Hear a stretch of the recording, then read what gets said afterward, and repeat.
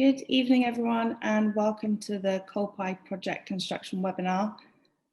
We've got about 8 people on the call at the moment.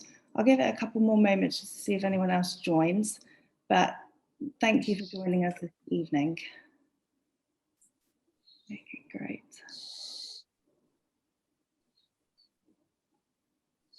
Okay, we'll make a start. We've got a couple more people coming in now. Hi everyone, my name's Catherine and I will be hosting the COLPAI project construction webinar this evening.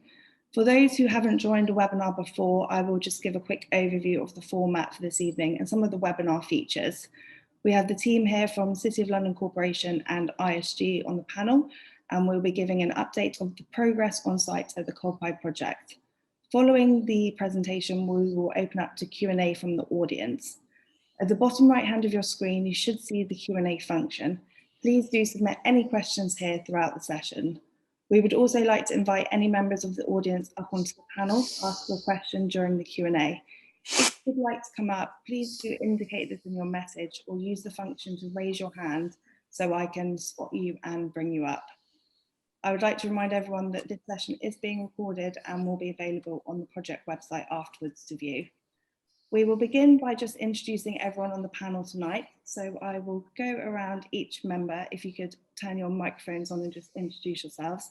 And I will start with Paul.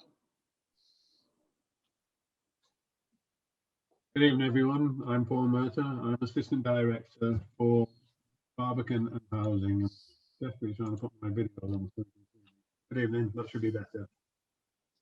Thanks, Paul. Michael? Hello everybody, Michael Gwyther-Jones, Head of New Developments and Special Projects for Housing, City of London Corporation. Thanks, Michael. Dawn? Good evening everyone, I'm Dawn Harris, Communications Manager, New Developments and Special Projects. Great, I'll pass to Gerald.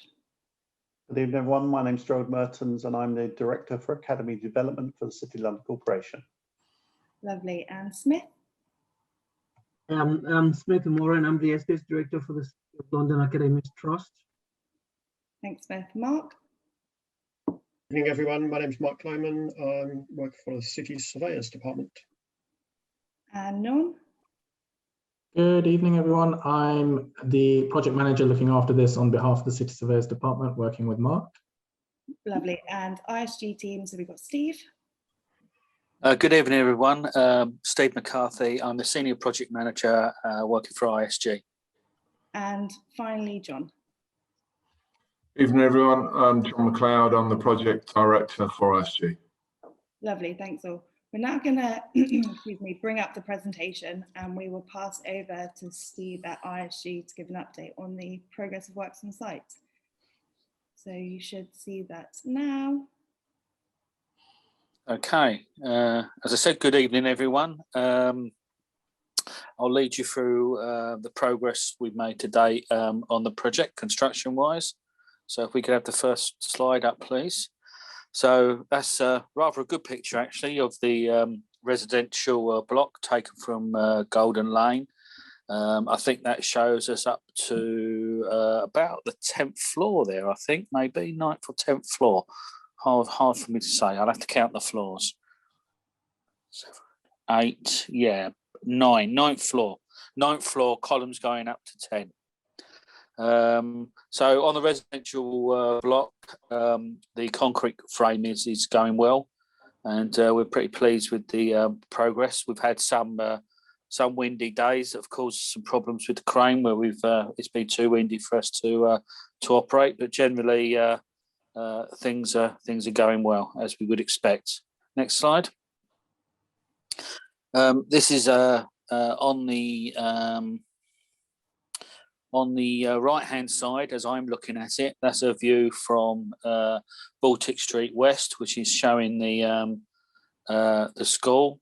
As you can see, we've struck a fair bit of the scaffold there, and on the left-hand side, that's a view from inside the site, taken with my back towards the residential block, looking at the main school building.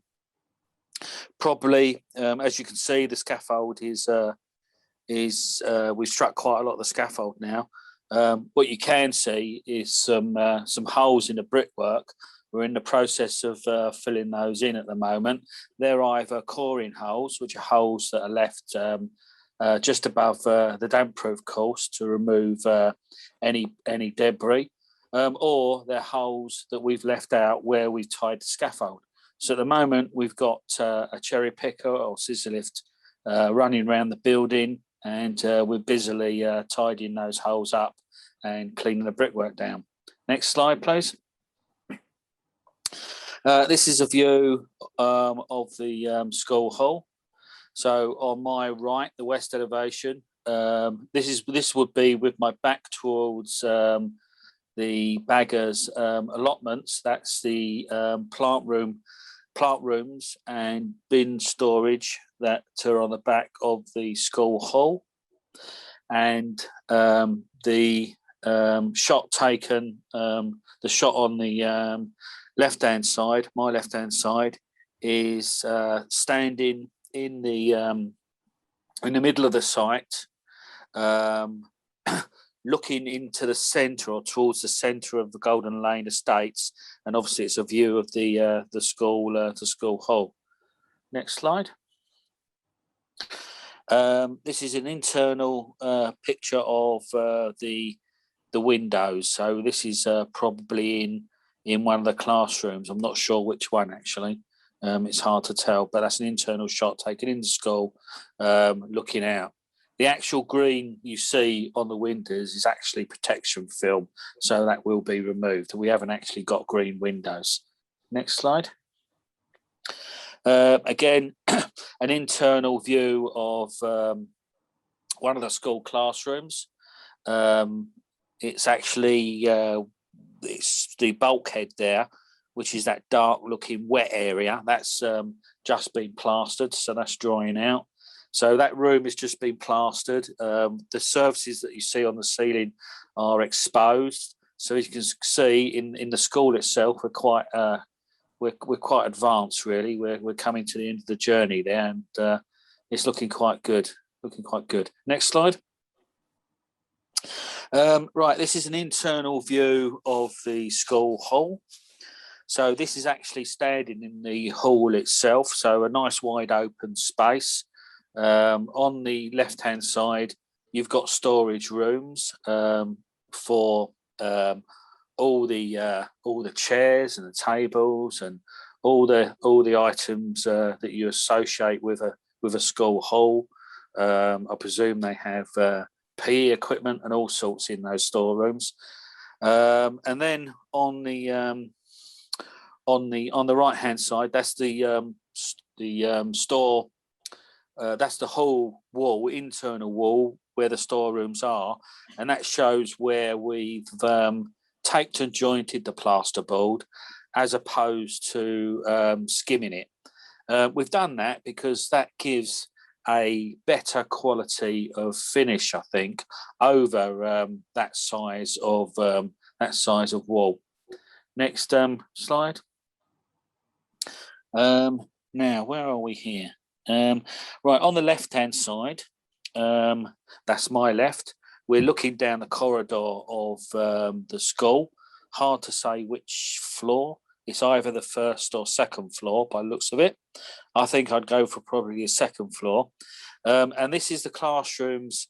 So this on that slide, on the right-hand side, you can see the green of the large windows. That overlooks the internal playground. On the left of that slide, you see another window and a door. And that is a large window looking into one of the classrooms. And on the right hand slide is a view in the plant room, partially completed. Next slide. Again, this is another view inside the school hall, which shows all the high level services, in particular the sprinkler installation. Next. Again, this is on top of the main school building. So it shows the plant enclosure with a plant going on. That's on the left-hand side, and on the right-hand side, the right-hand slide shows, well, that's actually taken in the playground area on the 3rd floor, and that's looking out of one of the screens we put there. So that's basically the view that the children will have when they're up there. Next slide. This is stair core 2. This is the stairs in the middle. Yep.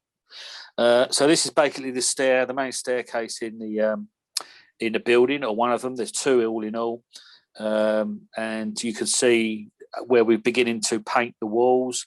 We've got surface run conduit for lights, etc. We've got the balustrade in. The lights you can see there are temporary lights, so they're not really a representation of the lighting we'll have actually in the stairs.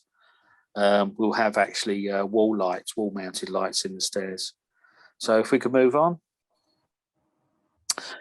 This is the monitoring results for last month, and as expected, we're well under where we need to be, basically due to the way the construction's moved on. There's not too many noisy operations going on at all, really. So yeah, things are all good. Next slide. Again, this is a slide of our displaying what our working hours are, and also the guidance that we're working under with regards to COVID. Next. Oh, my logistics plan. Perfect. I think we were going to pass to Gerald at this point. Okay. Yeah, thank you, Steve. Thank you. No worries. Thank you, Catherine. Okay. Thanks, everyone. Okay, so for people who were at the seminar last time, a question was asked, and I think it's possibly from one of the parents of children attending the school, is what the site was going to look like when it opens in September. So we gave an explanation at the time, and also in February, the newsletter gave an update, particularly on the school and how it's going to operate, but I thought it's important we show this now. So as you can see from the diagram, and hopefully people can see it clearly enough, where we've got the number 1, that is the entrance at Baltic Street West, which Steve just pulled up as a picture a little while ago.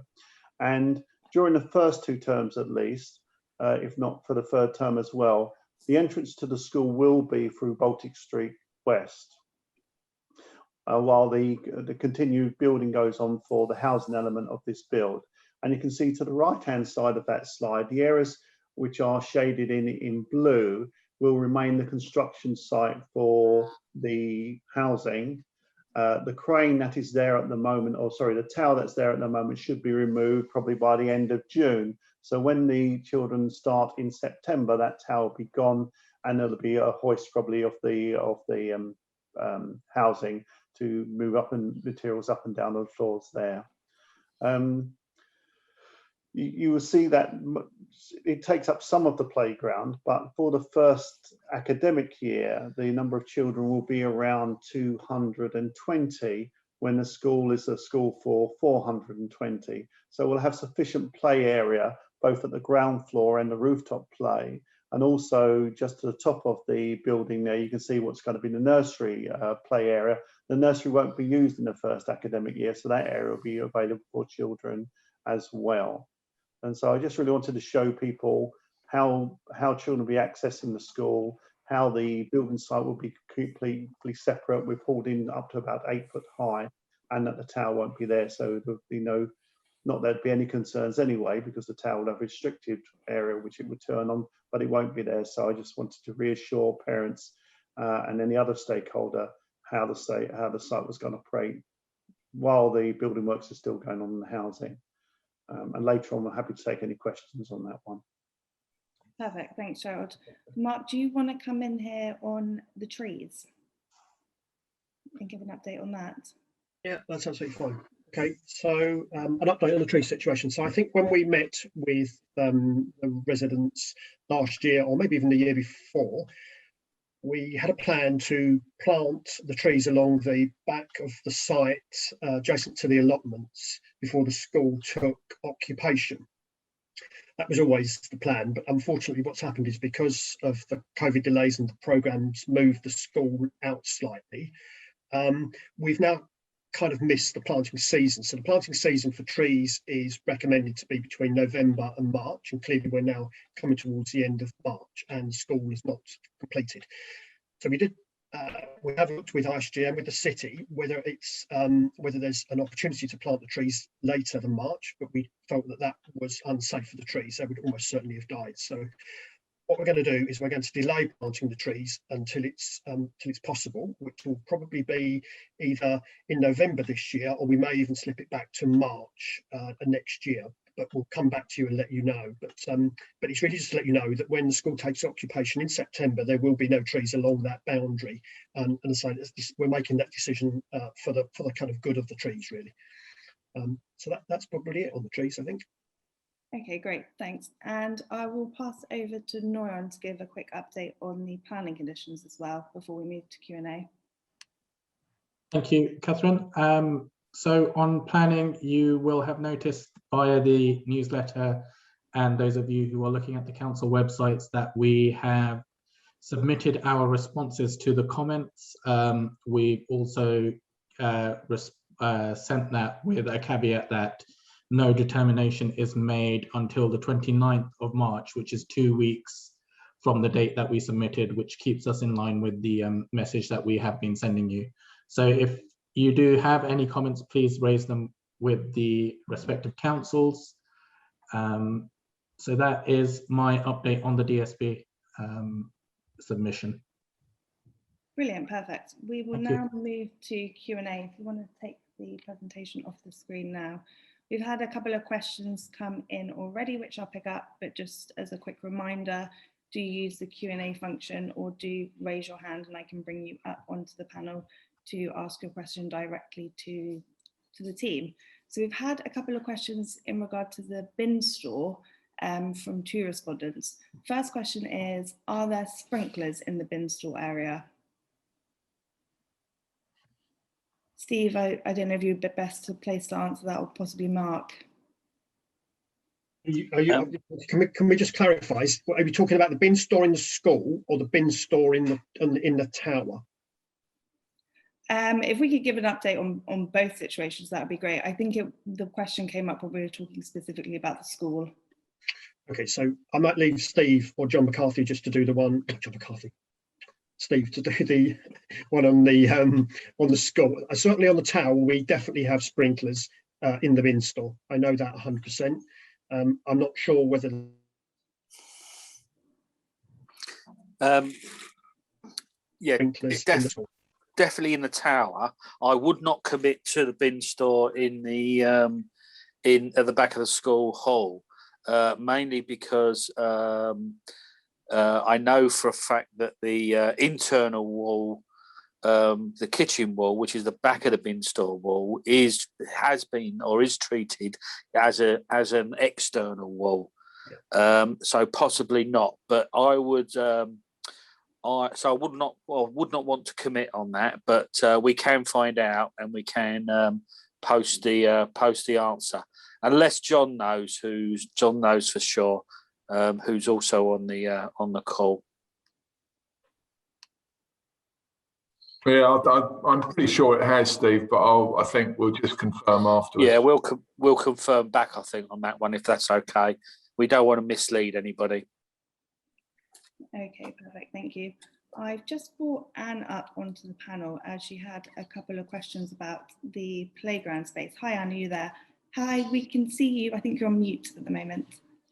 Could we answer some more questions about the refuge collection first? Of course, yeah, please. Yeah, I think there's some questions about that before I ask about the estate. Have you got some questions about the refuge? One question that's come in is, how are you controlling fire spread across boundaries from the bin store? I don't know, Steve, if you can give any more information on that. No, I think I'd need the question to be a bit more specific. I mean, what are you actually asking? I mean, for example, in the residential block, the bin store is got a 2 hour fire rated wall around it, concrete slab above, and faces the London School of Fashion and the Muga pitch. What exactly is the question asking there? So the question asks, how are you controlling fire spread across boundaries from the bin store? I'm not sure if this respondent wants to come up to the panel and ask more detail on that, but that's all I've got at the moment, Steve. I'd like to help further, but I think I need a little bit more information. That bin store for the residential building will be sprinklered, so that is, that is obviously the primary means of fire control. Okay. Can I ask a question about the bins while that person's waiting to come up? Yes, of course. Okay, so the bin store has space for €5 bins. Can you tell us what these are for? How many are for food? How many are for recycling and how many for general waste? There's 5 bins in there.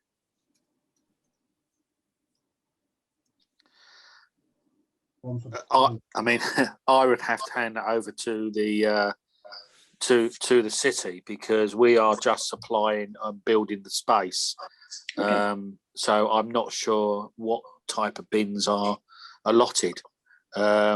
If nobody can answer you, Anne, I mean, I'm sure that again we can look into that and we can post the answer.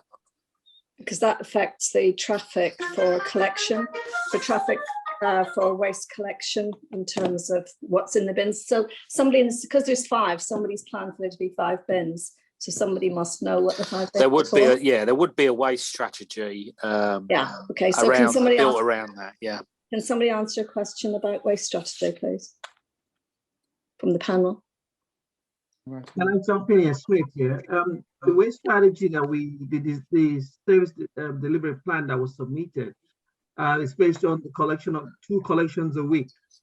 So we're not sure what will be picked up, but there'll be 2 collections every week, nothing more than that. Okay, are you aware that there's some problems with waste collection in this area of Islington because of low emission streets, that waste collection vehicles are having difficulty meeting timetables because of Islington has changed its traffic management so that local streets can't be navigated by refuse collection? I just wondered if that has been factored into your plan about waste management. I believe the consultant who wrote that service delivery plan factored that in, but I can always check and come back to you. Okay, is it possible for us to have an exact schedule of what the waste collection will be? How many times a week? It's in the plan that's been posted. But can we be told what that will be like in September? Actually, definitely. The plan that's been posted is the plan that will be implemented. Nothing more. We're not doing anything different from what's in the plan. Okay, so it's twice a week. Absolutely, yes. And that includes just 2 collections, although you've got food waste, recycling, and general waste. So normally those things aren't collected together because they're different vehicles. Yes, because the vehicles will come in and collect whatever is in the contract for them to pick up. I can't give you the exact what will be picked up during the two collections in a week, but I can find that out and let you know. Yeah, the point I'm making is that the point I'm making is that it has to be more than 2 because you've got food, you've got recycling, and you've got general waste. And they are different vehicles. They're not the same vehicles. So could you please check that? Because it looks as if 2 times a week is not right. Okay, I can come back to you. Thank you. And did you have another question about the playground? Yeah, unless was there anybody else wanted to say anything about waste? No, not that I've seen. I have brought Anna up onto the panel because you had your hand raised. Was that in regard to waste, Anna? In fact, it's Tim Godmark. Oh, hi, Tim. On the same thing. Yes, it was in relation to the bin store again. It was the school bin store, that is, because it appears to have, I assume, louvered doors faced quite close to the boundary. And I'm asking whether there's fire protection to those doors. Otherwise, because obviously you might be aware there's rules in the building regulations about exposed, unprotected areas next to boundaries. Steve, is that something that you're aware of and can pick up on, or do you need to look into that in more detail? Yeah, I mean, I'm pretty positive we're going to be building regulation compliant. So, you know, we would have to look into that. So to give you a more, you know, a better answer. Yes, I mean, would be fitting fire dampers to the louvers maybe? I don't think so. You know, I don't know for sure. I'd have to look into the detail, but we'll take the question away and we'll get back to you with a concise answer. But I'm sure, look, I mean, at the end of the day, Tim, we're not going to do anything that isn't building regulation compliant. Okay, yeah, thanks. While we're still on bin stores, can I ask how you determined where you were going to put the bins for temporary collection? What were the ruling factors for choosing the location that you did? Smith, do you want to pick up on that point?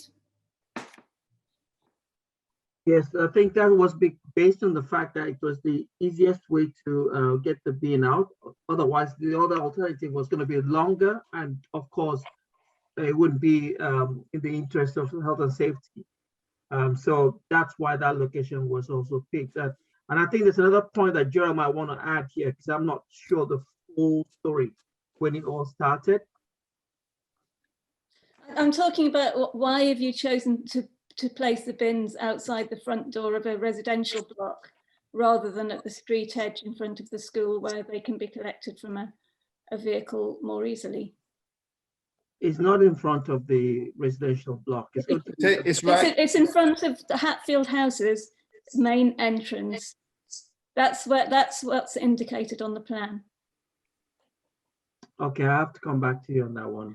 When are you going to come back to us? Because if you appreciate that we've got to submit our comments within the next 10 days. Yeah. Why haven't you got consultants that know the answers to these questions on this webinar? Perhaps, Anna, I could help here. So when these plans were first put up, and the suggestion was that the bins be put on the curbside, there was a number of concerns raised through stakeholders that they will be left on the pavement for a longer period of time. So therefore, there is the alternative is to keep the bins within the grounds of the school until they're ready for collection. So where they're being left now is inside the school grounds, which is almost exactly where the Hatfield House bin store is, and that's within the distance of which the refuge collection can walk across the pavement, pull the bins down into the refuge and take them back. And those bins will be put there just before collection. They'll be taken away directly after collection. Okay, so Gerald, can I ask the question, if they're just going to be there temporarily just before collection, why can they not be left at the street edge and not in front of our front door? Okay, so as I said, that you're not listening, Gerald. If they're going to be there, I understand that they will be there just temporarily. They'll just be put there as the vehicle's arriving, because you're going to have this, you know, just in time delivery. So why leave them in front of our front door instead of the school's front door? Okay. So and I don't think they are in front of the Hatfield House front door. Come and have a look. Gerald. Come and have a look. They're right next to it. They're right next to it. And the bin store that serves Hatfield House is behind locked doors at the bottom of a chute. It's not. It's out of the way. And the bins aren't left out in Hatfield House. They're taken out by the bin, then directly to the lorry and put back again. Okay. So as I said before, that when we said it'd be left on the curbside, people have complained that they're going to be left on the curbside. And now sorry, can I just finish the answer and then you can comment back? So there was objections to or comments raised against them being left on the pavement for a short period of time. And so in order to address that, they're going to be left within the boundary of the of the school. So that's the answer really to that question. Well, there's two issues with that. Why can't they be left in the boundary of the school further over towards the London College of Fashion? And the second thing is you're actually taking a strip of Golden Lane estate land, which they'll be partly sitting on as part of the school. So it's not wholly within the boundary of the school, it's partly on Golden Lane estate land. No. So that's not quite correct, actually. It is correct. I've seen the drawings. Well, I beg to differ with you. But you haven't looked at the drawings carefully then. It's quite clear from the planning application you put in for listed building consent to reduce the size of the wall at the side of Hatfield House, that you were taking about 700 millimetres wide strip of land down the side of the school from the estate. Yeah. So if I can just comment on that then, Tim, where the bins are being left is within inside the gate of the school, which isn't the Golden Lane estate land. When it comes out of, sorry, Tim, if I could just finish. Well, if you tell the truth, it would help, Gerald, because I've seen the drawings. It's quite obvious you're taking a strip of Golden Lane estate land and incorporating it in the school. Right, so because you can't get the bins passed otherwise. Okay, so if I could just say again then, Tim, I could just finish the answer. When the bins are being left, they're being left within the land of the academy. As you come out of the gate of the academy to that area of ground which was seen to be as public pavement before, the area which is the school land narrows slightly, and as you said, there's a triangle of land which goes from about 700 millimetres in at its widest point and about 2 metres long. So it's about 2 square metres of land where we're applying for a licence where the academy can move the bins over that land. So it's not given the land to the academy, it's a licence so that we can move the bins across the land. But the bins aren't stored on the land. It's when they come out of the school gate that they then go across that. Okay. Another question about the bin collection is the current traffic plan for the refuse lorry shows it's having to cross the barrier down to our car park as it reverses round. It's also very, very tight, as you can see from the diagram. It looks like it's clipping cars. Now, we've had advice from a traffic engineer who has told us that doing 3-point turns in that way wouldn't be allowed with a private development. Why is it being allowed or even suggested with this development? So as you'll be aware, Tim, that this proposal around waste collection went in with the planning application, and Islington accepted it at that time, as did the city. What we agreed to do is go out for consultation on that. We've done the consultation that stakeholders have commented. We've taken those comments, we've commented back on them, and now that's gone into the planning authorities, and we've got 2 weeks now for stakeholders to comment on what's been put in. And so as much as we can discuss that here, what's really important is that stakeholders make those comments to the planning authorities so they can in turn determine what the outcome should be. Yeah, thank you. One of your responses to the comments was that Islington weren't allowing drop bollards in between Baltic Street East and Baltic Street West. You've got permission for them. It was in the original planning application. I don't have an answer to that one, Tim. But no, you have. I'm telling you, I've seen this on the drawings yesterday. And presumably Islington Highways commented on the planning application, so they must be happy with it. Yeah, so as you recall, Tim, at the last few webinars ago, you made that as a suggestion. We've taken that suggestion to Islington, and the feedback from Islington was that it was a very difficult thing to manage, and they weren't inclined to approve that. No, but they have. By all means, Tim, I would suggest you comment back to the planning authorities on that suggestion. Can I ask Gerald, how long do you anticipate the bins will be sitting outside our front door for collection? Well, I think we need to agree with who the contractor is who collects the bins. I mean, I would be hopeful that we're using the same contractor to collect the bins from the school as the same contractor who's collecting the bins from Hatfield House to minimise the amount of traffic that's going down that road. But as soon as we get to time, we would have this premises managers getting them out within, I would say, 20 minutes or so, but that's got to be the management of the school. It's very difficult for me, for the corporation, to say exactly how the school would manage that. But what we will be asking the school to keep it there for the minimum amount of time. for me to say 20 minutes or 10 minutes, I couldn't with hand on my heart say that was going to be the case, because we won't know. Could you say a maximum amount of time, maybe? As I'm not part of the school, it would be very difficult for me to say that. And could you will you have premises managers on site? So say, for example, that they know the delivery is going to be delayed, so they can take them back in again? Sniff, could you answer that one? Yes, it's part of the operations management plan to do that. And we will do everything to make sure we don't annoy the residents. Yeah. There are there are premises managers on site. Is that what you're telling me? There will be caretakers on site throughout the school day. There will be one, yes. But our understanding was that the academies have a team of premises managers who move from academy to academy. Is that not the case? No, that's not the case, no. So there will be a premises manager that we can ask questions of on site if absolutely, yes. And there will be 3 people, 2 to move the bin and 1 to act as a banksman. No. We will have 1 premises manager on site, and his responsibility, like Gerald said, will be to know the timing of the collection and bring the bins out just before that, to make sure those things don't stay out for too long. Once they've been collected and emptied, he will just pull the bins back in. That's the way we plan to run the. So what about the banksman? The contractor, that's the responsibility of the contractor, not us. Right. Okay. So because every delivery that you have on site will have to have a banksman, according to the traffic management plan. Yes, so that will be. So every delivery will have a banksman. Yeah, that will be the requirement that we'll put to whoever is delivering anything to our school or collecting something from school. It's not the premises manager that will do the banksman for. Can I ask another question about the deliveries to the school? You, in your comments on the observations, you say that the number of deliveries will be monitored. What does that mean in practice? Are you going to limit them to a number each day, or would you monitor them and decide those?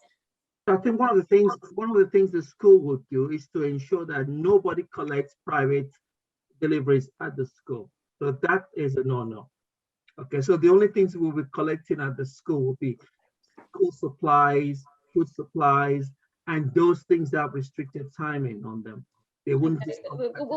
What's the purpose of you monitoring them? Is it to ensure that you don't exceed the maximum? Well, I don't understand why monitoring them is significant. Hi, Anna. If I can interject here on the monitoring element, the monitoring, as on the notes sent out, suggests that they're purely for safety issues, to prevent any safety issues arising, and to ensure that the correct strategy is being implemented. We're not committing to any numbers here. Okay. We're monitoring movements to prevent any safety issues arising, and to ensure that the correct strategy is being implemented. Will the school be serving food prepared from scratch? So will there be fresh food delivered every day, or how will that work? So what I have heard the head of the school mention is that it's going to be prepared fresh from scratch rather. So it's going to be prepared on site, not delivered. Oh, that's not what was said before. I don't know where you heard what you heard before, but as far as I know, she said it will be prepared fresh from scratch. But Smith, when I asked you about this at a previous meeting, you said there were no facilities on site for catering. Therefore, there'd be no bookings for weddings or anything like that. I'm not sure what we had this conversation, but before it was on one of these webinars. It was one of these. And the thing is, I thought so too initially, because in the present location they don't prepare food on site, the supply food. But what she then told me later on was that the food will be prepared on site. So there is the possibility of the school hall being rented out for events that can be catered. Because I asked you that specific question. I agree, and she was actually there when you asked the question. She said she's not planning to do that. So okay, right. Well, this is recorded, so there's no plans to run large events which are catered. Okay. This was more about fresh food deliveries. Yeah, sure. How regularly will you know, they be delivering, I know, fresh meat, fresh vegetables, those kind of things? I'm not sure of the frequency because I'm not involved in the catering contract, but what I know is that they'll be preparing food for students on site. So the possibility of wastage will not even occur at all, because it will be exclusively for the students on school that want meals. No, it's more a question. Anticipate turning in the entrance to our. Well, Anna, I think you're breaking up a little bit there. Would you mind repeating that? Anna's gone. Oh, I think we've lost Anna.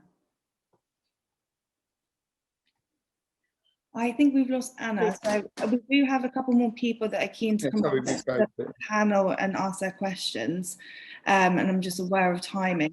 So we've noted down all the questions about bin storage and food, and we will obviously include detailed responses after this meeting in writing as well, just to check all the points on that.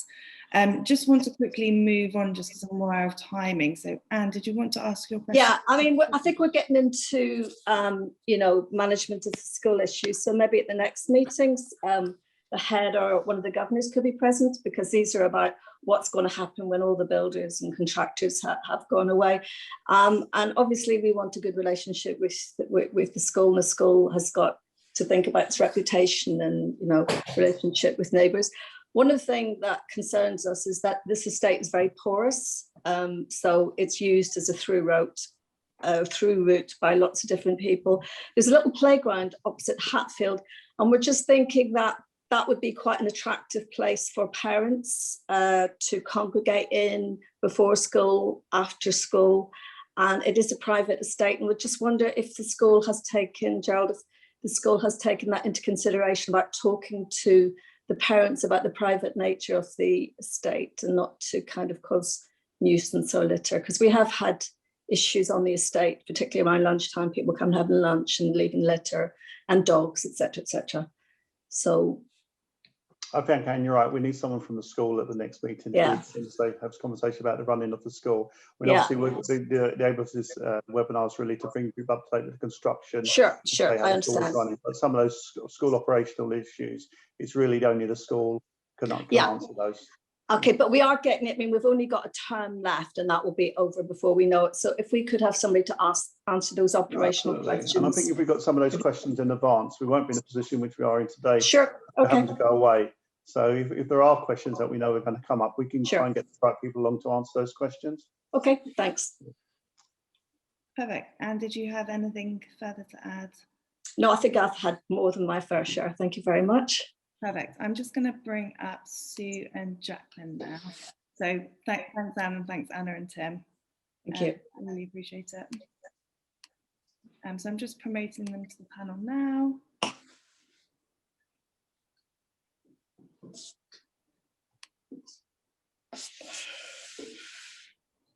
Sue and Anna, are you with us? I am. Hi, Sue. Hello, how are you? I'm fine, thank you. My question, well, I had several questions. The main one is that I noticed that the elevation has changed from the, this is the main school entrance, the one that Steve showed the photo of, isn't the same as the planning application one. And I wondered, I assume that at some stage there was an amendment to it. But I also noticed that it looks as though but it's very difficult to tell, obviously, that the height of the, whatever it is, the kind of fencing around the air conditioning units and everything is higher than it possibly was. And I'm obviously, I think because for people in Hatfield, there's going to be noise from air conditioning on both sides of the building, because there's the conditioning units on top of the school hall, as well as obviously ones on top of the school. I just wanted to know when the nighttime noise level had been recorded and what it actually is, so that because it has to be at the nighttime running level of these units has to be 10 decibels lower than the nighttime thing. But I have never seen a figure of that, of what that nighttime figure is. So I would, and it, you know, it is, because I think the thing is that probably people don't realize how incredibly quiet it is here. So it would be good to know exactly what that figure is, so that when everything is switched on, we are quite sure about, you know, sort of how it's going to be. And then I did have another question for Smith, but I've forgotten what it is. I mean, but I know that Anna particularly after you'd said that that the food was going to be prepared, the document that's been submitted to the planners implies that there is very little food delivery.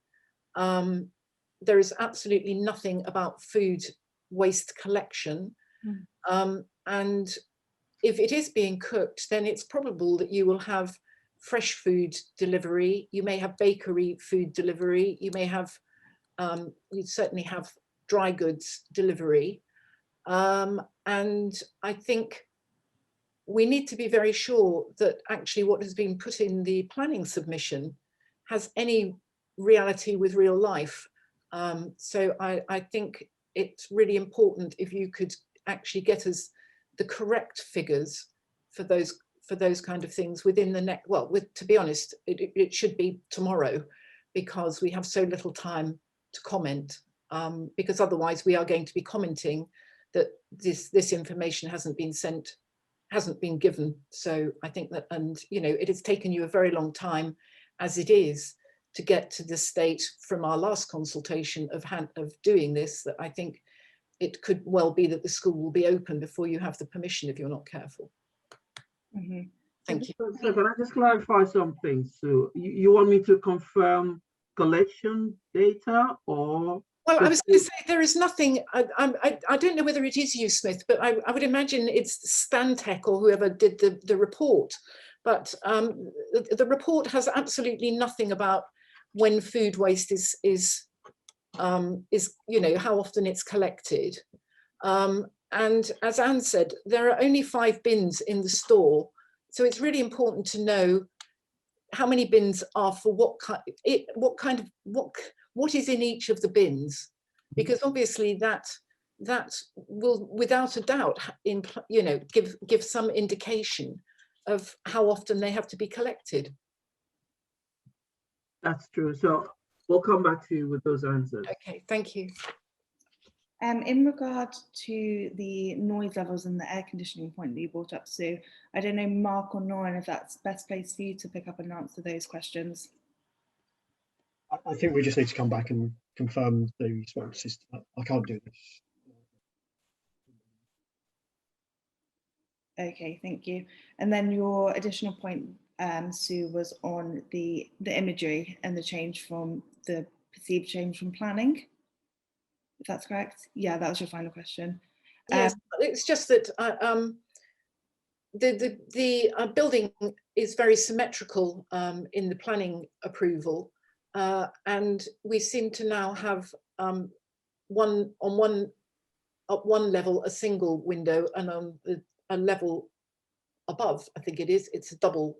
There seems to be a double window, but I don't know but there's certainly the brickwork shape appears to be different, and there's also a panel at lower level which is a paler brick, and actually that was looking at the elevation, it looked more like a void in the planning approval, but I don't know, because I can't remember ever being shown a plan other than the one that I've got from the planning approval, or from the planning submission, so which is obviously those are the drawings that were approved. Yeah, of course. Mark, is that something you could pick up on now? Once again, we'll just have to have a look at the planning approved drawings versus what's been built. But you know, it's, as Steve said about the building regulations comment earlier, it's, you know, it's highly unlikely that what we're building we don't have approval for. So we will confirm exactly what the planning drawings have said, and we'll confirm what we've built is exactly as per the planning drawing. Okay, thanks, Mark. Jacqueline, thank you for coming up onto the panel and joining us. Do let us know what your queries are. Yeah, I've got some concerns about the swept path of the trucks, and I think this is particularly as everybody suspects there's going to be a lot more rubbish collections than is actually indicated right now.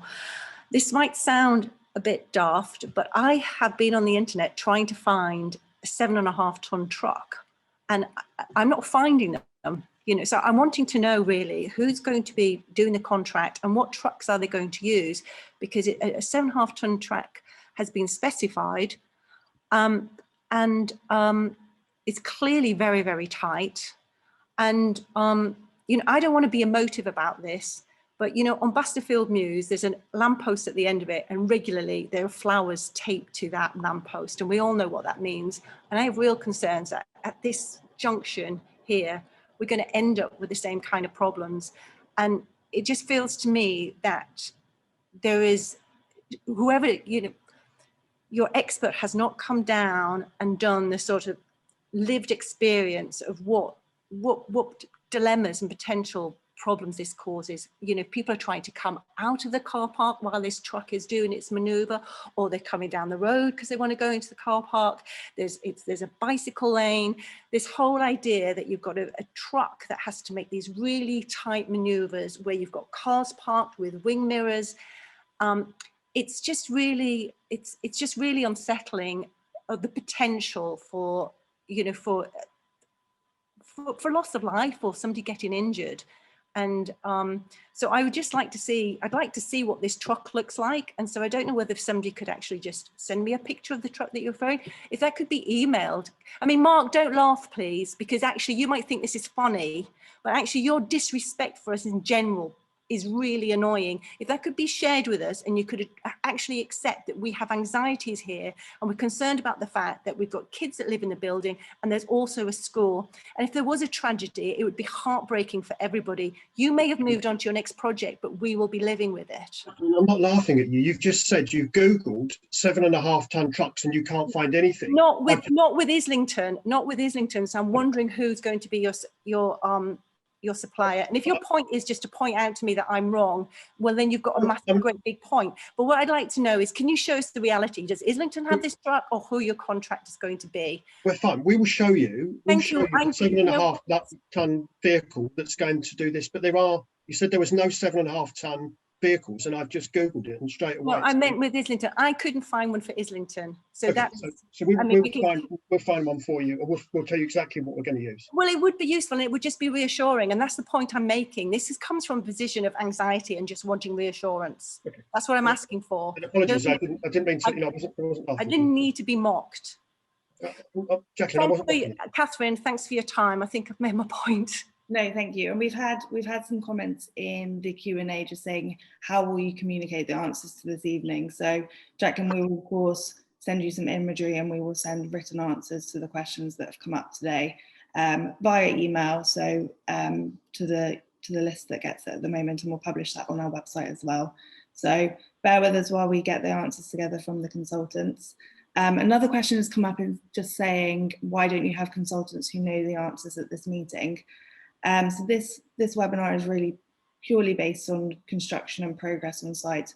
We didn't expect as many questions about the bin store, etc. But following today, we will arrange for the school to be on the next meeting.